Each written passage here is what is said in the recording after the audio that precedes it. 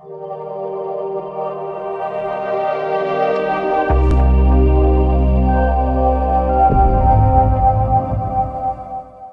दोस्तों welcome in discover Rajasthan के discover के लर्न जूनियर अकाउंटेंट टीआरए का आपका बैच चल रहा है। और अन्य दोस्तों आपके एग्जाम के लिए भी ये इंपॉर्टेंट है। कोई भी एग्जाम हो जहाँ पे आपकी राजस्थान जीके आ रही है ना, तो राजस्थान जीके ऐसा तो है नहीं कि आपकी बदल जाएगी इतिहास। तो इतिहास में अपने मारवाड़ के राठौड़ पढ़ रहे हैं, वहां पे अपने अजीत सिंह तक कंप्लीट कर लिया था। आज आपकी क्लास पूरी हो जाएगी, अभय सिंह से अपने शुरुआत करेंगे। तो सबसे पहले पढ़ेंगे महाराजा अभय सिंह। अब इसमें क्या होता है कि दोस्तों आपको जो इंपॉर्टेंट चीज है वही याद रखनी है। यहाँ पे मैंने जो बातें लिखी है मैं बताता चलो। अब 2 बार गुजरात का ये सूबेदार भी बनता है। अब यहाँ पे इसके समय एक हाकिम आता है गिरधारी दास। ये क्या करता है कि खेजड़ली गांव में पेड़ काटने के आदेश देता है। अब यहाँ पे क्या है कि आदेश देने पे ये विरोध करती है विश्नोई जाति, क्योंकि देखो दोस्तों ये पालन करते हैं किसका, 29 नियम जो जाम्बोदी द्वारा दिए गए थे। इसमें क्या है कि पेड़ काटना, जीव हत्या, ये सब पाप है। अब देखो जैसे सलमान खान ने काला हिरण मार दिया, तो यहाँ पे क्या इन्होंने पेड़ ही नहीं कटने दिए, तो काला हिरण तो दूर की बात हो गई। फिर अमृता देवी बिश्नोई के नेतृत्व में यहाँ पे आंदोलन होता है दोस्तों।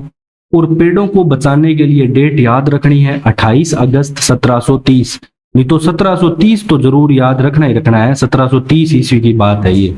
और किस महाराणा कौन था इस समय, अभय सिंह था, तो ये भी बात याद रखनी है।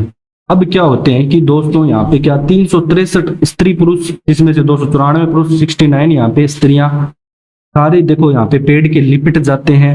और इन्होंने अपने पेड़ के लिए बलिदान दे दिया था, मतलब अपनी गर्दन कटानी, गर्दन कट जाए लेकिन हम पेड़ को नहीं कटनेंगे, मतलब सिर साटे रूह रे तो भी सस्तो जान, मतलब पेड़ के लिए आप अपनी जान भी दे दो तो वो सस्ती है। जबकि पेड़ नहीं कटना चाहिए, तो वो आज के टाइम में भी लोगों को समझ आ रही है। जो इन्वायरमेंट की बात कर रहे हैं, ग्लोबल वार्मिंग की बात करते हैं, तो ये सारी चीजें यहाँ पे सही है, साबित होती है इतने सालों पहले से भी। तो ये सारी चीजें, ये जो घटनाक्रम है ना, ये ध्यान रखना है आपको। और इस घटनाक्रम की स्मृति में खेजड़ली में ये ध्यान रखना है, हर साल विश्व में एकमात्र यहाँ पे वृक्ष मेला आयोजित किया जाता है।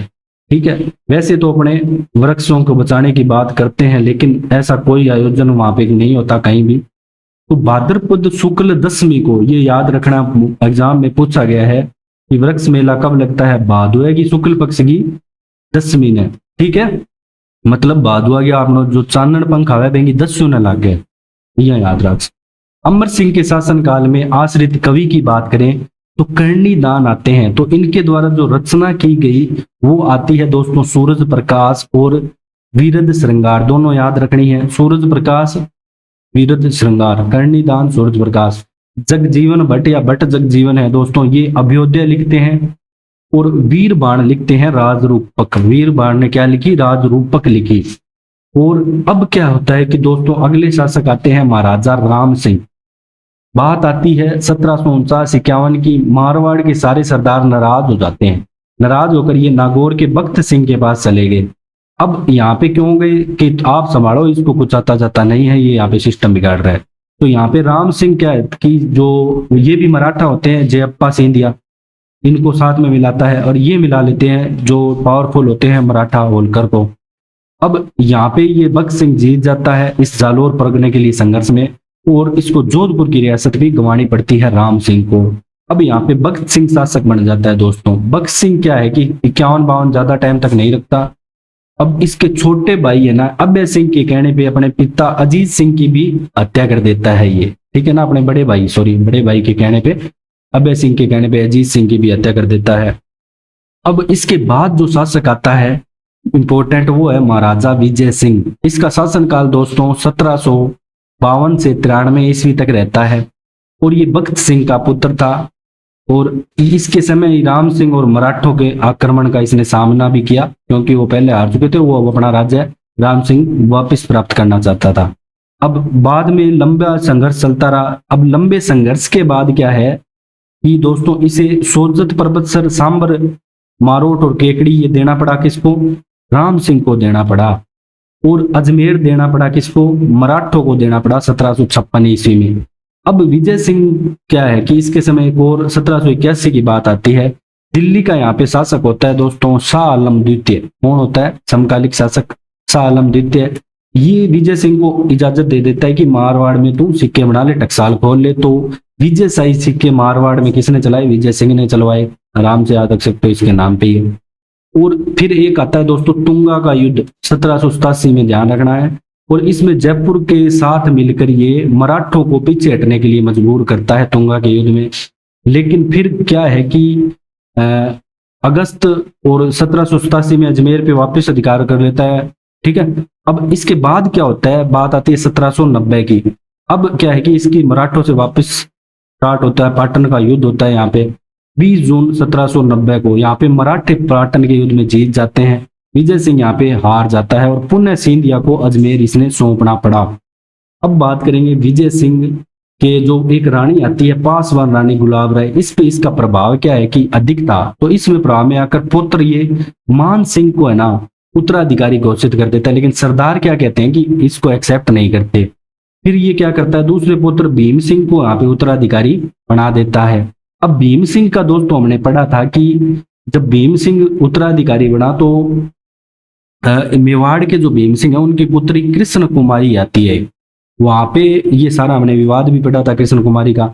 उसके साथ भीम सिंह का रिश्ता तय हुआ, लेकिन भीम सिंह की अचानक यहाँ पे मृत्यु हो जाती है तो उसका वो जयपुर ले जाते हैं रिश्ता। तब यहाँ पे जो मान सिंह है ना ये वाला विरोध करता है, युद्ध भी होता है। ठीक है, ये अपने पूरा डिटेल में पढ़ चुके हैं आप मेवाड़ के अपने जो क्लास लेके देख सकते हो इतिहास की। इनके समय एक श्यामल दास आता है वीर विनोद में, ये कहता है कि विजय सिंह वैसा ही था। उसे विजय सिंह को तो इसने जहांगीर का नमूना लिखा है और गुलाब राय को जोधपुर की नूरजहां लिखा है। किसने? श्यामल दास ने। ठीक है, ये मैंने आपको बता ही दिया। कृष्ण कुमारी विवाद हुआ था, अमीर का पिंडारी जयपुर का शासक होता है, यहाँ पे जीत जाता है, इसका युद्ध भी होता है। विवाह तय 1799 में होता है, विवाह से पूर्व यहाँ पे मृत्यु हो जाती है। आगे भी बताऊंगा मान सिंह के समय। ठीक है, महाराजा मान सिंह बनता है शासक 1804 से 1843 ईस्वी दोस्तों इसका शासन काल रहता है। अब क्या बात आती है कि गंगोली पर्वत युद्ध ये इसीलिए हुआ था कृष्ण कुमारी के पीछे। बाद में कृष्ण कुमारी को जहर दे दिया जाता है और जयपुर के शासक जगत सिंह यहाँ पे से पराजित हो जाता है। मतलब जगत सिंह है ना जीत जाते हैं। इसके साथ अमीर का पिंडारी भी होता है, ये मैंने वहां पे डिटेल से आपको कराया है। अब मान सिंह है ना एक गुरु बनाते हैं अपने, इसको देवनाथ को गुरु बनाया मान सिंह ने, ध्यान रखना है, इंपॉर्टेंट है। और एक और बात क्या इंपॉर्टेंट है कि ये गुरु बना के जोधपुर में नाथ संप्रदाय की पीठ की स्थापना करते हैं, जो कि महामंदिर का निर्माण कराते हैं। महामंदिर के निर्माण के रूप में भी जानी जाती है। तो नाथ संप्रदाय की पीठ कहाँ पे है? महामंदिर में है, जोधपुर में। और जोधपुर में मान पुस्तकालय बनाते हैं दोस्तों, जो वर्तमान में मान सिंह पुस्तक प्रकाश केंद्र के नाम से जाना जाता है। और मोस्ट इंपोर्टेंट, अंग्रेजों से संधि या ईस्ट इंडिया कंपनी से संधि करने वाले मारवाड़ के शासक 6 जनवरी 1818 ईस्वी को अंग्रेजों से संधि करते हैं। वो कौन होते हैं? मान सिंह ही होते हैं। इनके शासन काल में 1835 ईस्वी में एरनपुरा में जोधपुर लीजन का गठन किया गया। ये पूछा जा सकता है कि जोधपुर लीजन का गठन किस मारवाड़ शासक के समय किया गया? मान सिंह। जोधपुर लीजन का गठन कब किया गया? 1835, डेट भी याद रखनी है आपको, सन भी याद रखना है, 1835 ईस्वी को किया गया। और मारवाड़ के खर्चे पे और किया गया, ये और ध्यान रखना है। अब 1839 की बात आती है, अंग्रेज दोस्तों अधिकार कर लेते हैं जोधपुर किले पे और यहाँ पे पॉलिटिकल एजेंसी की स्थापना कर देते हैं। ठीक है, ये भी मैं आपको समझाऊंगा जब अपने 1857 की क्रांति पढ़ेंगे। माना फिर आते हैं तख्त सिंह, 1843 से 1873 ईस्वी तक इनका शासनकाल रहता है। नाथों का विद्रोह यहाँ पे शांत करते हैं ये। और 1857 की क्रांति के समय शासक, बस इतना याद रख लेना कि अंग्रेजों की संधि के समय मान सिंह था और 1857 की क्रांति के समय शासक था वो तख्त सिंह था। इतना याद रख लेना, अंग्रेजों का साथ देता है। अब बात करते हैं दोस्तों महाराजा जसवंत सिंह द्वितीय, जो 1873 से 1895 तक शासन काल रहता है। यहाँ पे ये दरबार जो लगता है कलकत्ता का अंग्रेजों द्वारा 1875 का, 1877 में दिल्ली, दोनों भाग में भाग लेता है ये। इसके अलावा अंग्रेजों से 1879 में नमक समझौता करता है। जोधपुर की जनगणना किसके समय हुई पहली? तो ये ध्यान रखना है, जसवंत सिंह जे सेकंड के समय जनगणना होती है, जसवंत सिंह द्वितीय। 1883 ईस्वी में स्वामी दयानंद सरस्वती जोधपुर किसके समय? जसवंत सिंह द्वितीय के समय आए, ये भी ध्यान रखना है। इसके शासनकाल में आर्य समाज की भी स्थापना होती है। तो आर्य समाज की स्थापना किस मारवाड़ शासक के? जसवंत सिंह द्वितीय। 1884 में जोधपुर में नगर पालिका की स्थापना हुई, मोस्ट इंपोर्टेंट, तो ये भी जसवंत सिंह द्वितीय के समय। तो ये सारी बातें यहाँ पे इंपॉर्टेंट है इस स्लाइड में, ये आपको याद रखनी है। फिर बात करते हैं 1885 में बाल विवाह पे रोक लगाते हैं। इनके समय राज कवि आता है, ये पूछा जाता है दोस्तों इसकी रचना के बारे में। तो जो मुरारी दान होता है ना, इसने ग्रंथ लिखा था यशवंत यशोभूषण, तो ये किसके द्वारा लिखा गया? मुरारी दान के द्वारा। फिर इसके बाद शासक आता है दोस्तों सरदार सिंह, जिसका 95 से 11 शासनकाल रहता है 1911 तक। इसको क्या है कि दोस्तों पोलो खेलने का शौक था। अब इसको पोलो खेलने का शौक था तो इसलिए जोधपुर को इसके समय पोलो का घर कहलाता था। तो सरदार सिंह पोलो खेलने का शौक था, ये याद रखना, पूछा जाता है। तो सरदार सिंह को पोलो खेलने का। अब चीन का एक बॉक्सर युद्ध था, इसको दबाने के लिए मारवाड़ी सेना के साथ ये खुद गया अंग्रेजों के साथ, इसलिए यहाँ पे इसको क्या है कि मारवाड़ के झंडे पे चाइना शो लिखने का सम्मान मिला। तो ये किसके समय मिला? तो ये भी सरदार सिंह के समय मिला, ध्यान रखना, चाइना शो लिखने का सम्मान अंग्रेजों के द्वारा। फिर 1902 में इंपीरियल कैडेट कोर में नाम लिखाने वाला पहला शासक भी सरदार सिंह आता है, इंपीरियल कैडेट कोर, ठीक है, ऐसे लिख सकते हैं आपको IMCC।